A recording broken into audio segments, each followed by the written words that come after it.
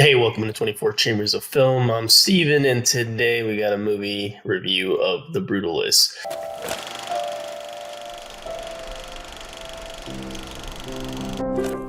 a film that I watched on December 21st. So it's been, good over a week processing this film. It's a film that I was highly anticipating. Definitely one of my most anticipated films of the year, written and directed by Brady Corbet, and it's also co-written by his wife, if I'm correct. Her name is Mona Fastfold. This film was an experience. I saw it at the Vista on 70 millimeter, 3 hours and 35 minutes. And this film was awesome. I really enjoyed it. It was a great experience. I'm so happy I saw it in 70 millimeter and in the theaters.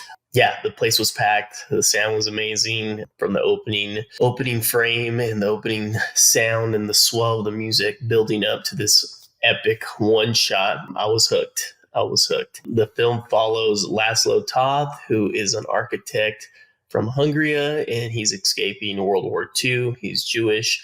And it starts with him going to America, arriving to America, and staying with his cousin who's helping him out. And basically, he ends up meeting this wealthy benefactor who hires him to do this very ambitious community center. It's his relationship with this benefactor and art versus commerce type thing, and also the American dream, an immigrant story. It's very, very epic. The amazing thing about this film is that it was shot for $10 million and less, which was pretty amazing to find out because the film feels a lot more expensive than that. It was shot on VistaVision, which is a wider frame of film. You really can capture, you can be close and capture things like very wide, and especially tall buildings, which this film deals with a lot of architecture, which was a very good choice in my opinion. But yeah, this film is definitely going to be nominated for a lot of Oscars. It's already getting buzz, and it's one of those films that I would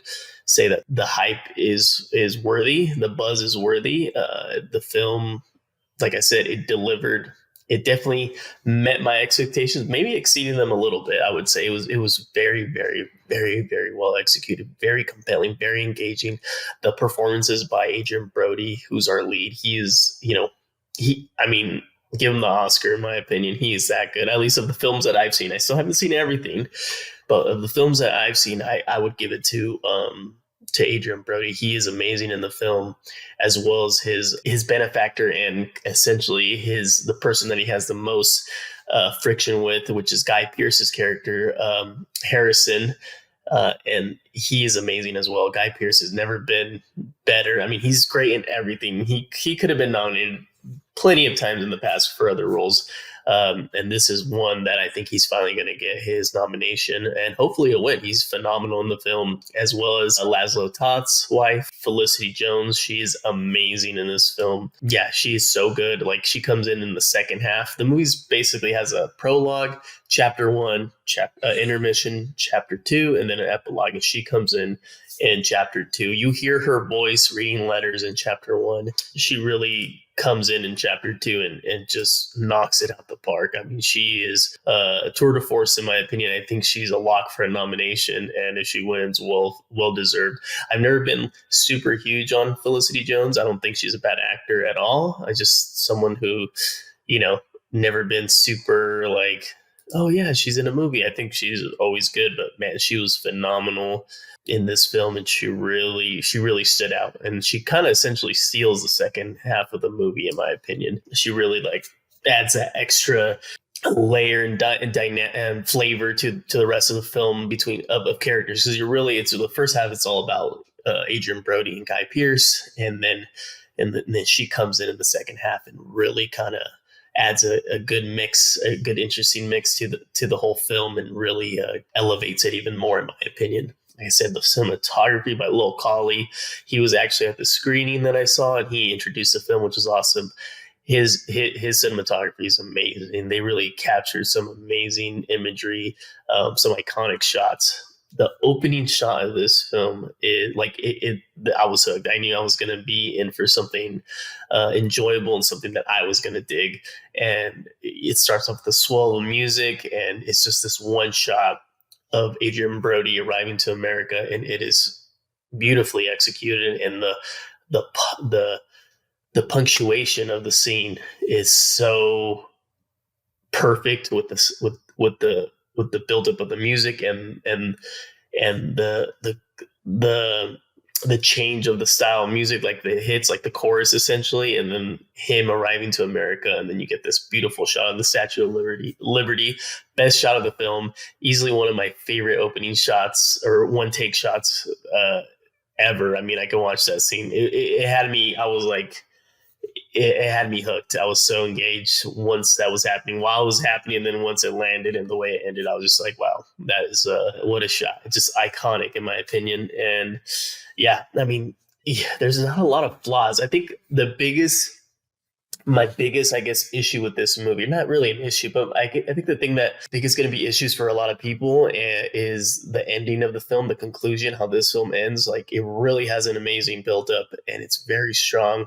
And I can't wait to see it again. I've only seen it once, but I processed it. You know, I've had time to process the film. I like the ending even more as time goes on. When I initially saw it, I was kind of like, I didn't know how to feel about it. I felt definitely more positive about the ending than negative, but I didn't know how exactly I felt about it. It's very kind of a little bit of a jarring ending in the sense like it ends in a very mysterious way, in my opinion. Like, you kind of get a lot of unanswered questions. There's a lot of unanswered questions left at the ending between relationships and some of the main characters, but it also ends in a very climactic confrontation that's very, very intense and very powerful. So it did deliver, but then you essentially, the movie ends and then there's a time jump, and then you get into the epilogue, which is a very, very good epilogue. And I want to watch it again because I feel like I can't quite remember everything that was said in the epilogue because someone's giving a speech.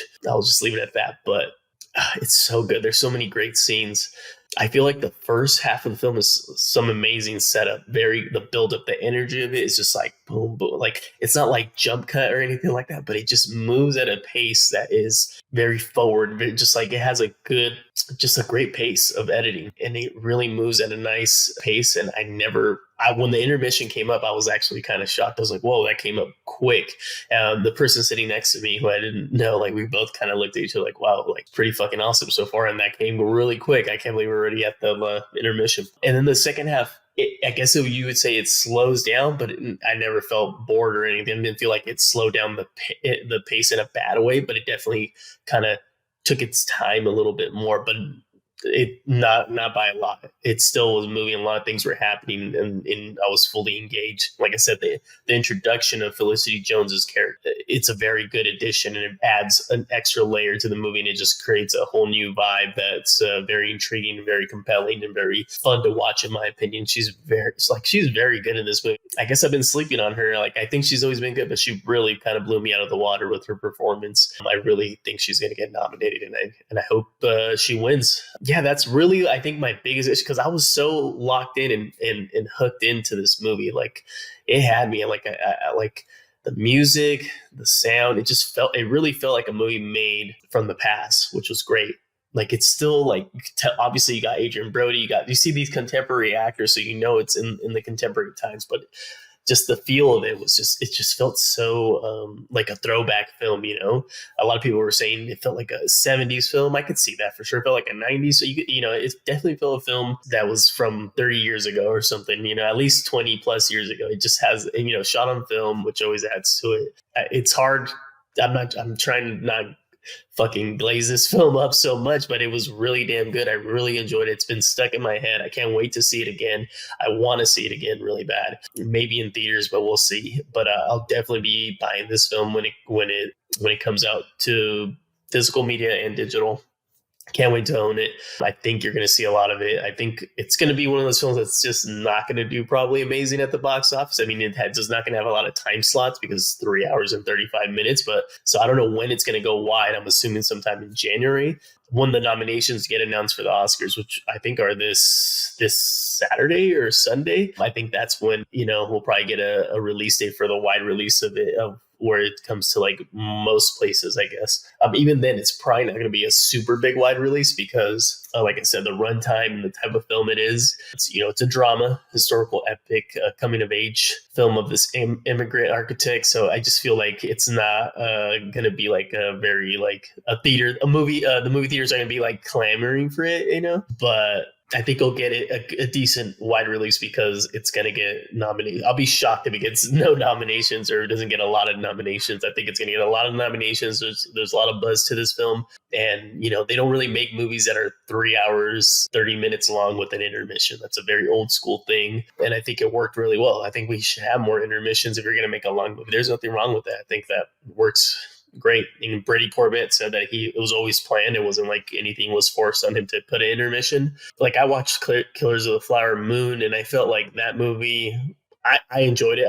It had a good pace and everything. It would have probably helped to have an intermission. I personally would have preferred it. I don't think there's any wrong having an intermission in a movie. Go take a pee and then come back.